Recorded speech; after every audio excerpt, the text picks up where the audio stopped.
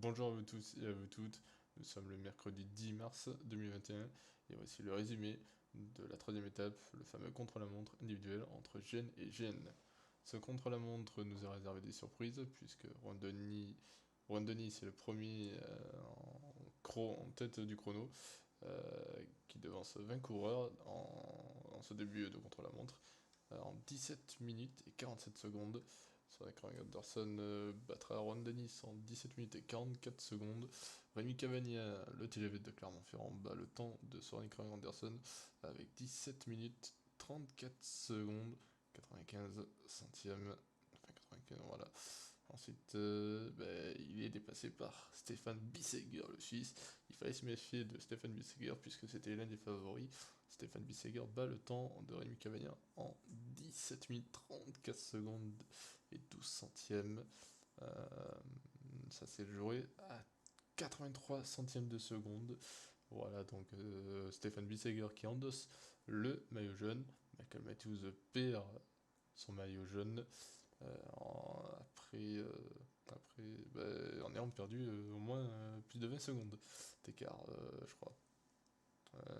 Non, même pas, on a perdu moins que ça, je crois, je suis pas sûr, à vérifier d'ailleurs. Il le perd pour 7 secondes face à Stéphane Bissegger.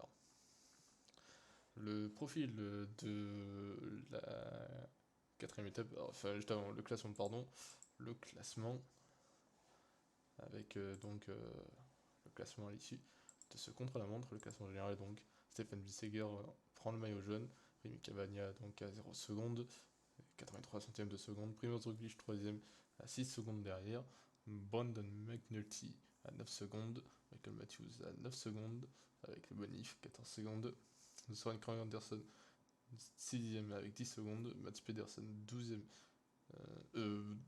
à 2 secondes, il est 7ème, plus les bonifs avec 10 secondes, Christophe Laporte 8ème à 13 secondes, Dylan Van Baarle 9ème avec 14 secondes, et le 10ème Yves Lampart avec 15 secondes, avec une bonif de 1 seconde. Voilà pour ce classement. Alexis, tu se contre-la-montre. La quatrième étape partira de Chalon-sur-Saône pour une arrivée dans le Beaujolais, plus précisément dans la ville de Chirouble. Donc le profil de l'étape, on va jeter un petit coup d'œil sur cette étape d'ailleurs.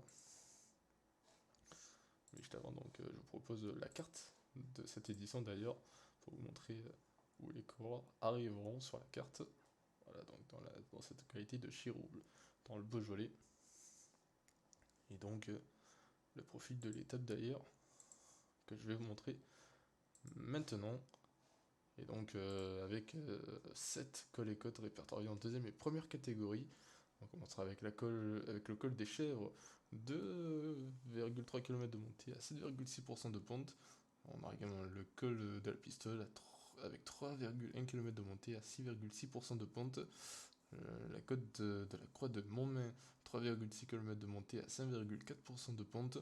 On aura également la côte de la Roche de Solutré, 4,1 km de montée à 5,5% de pente.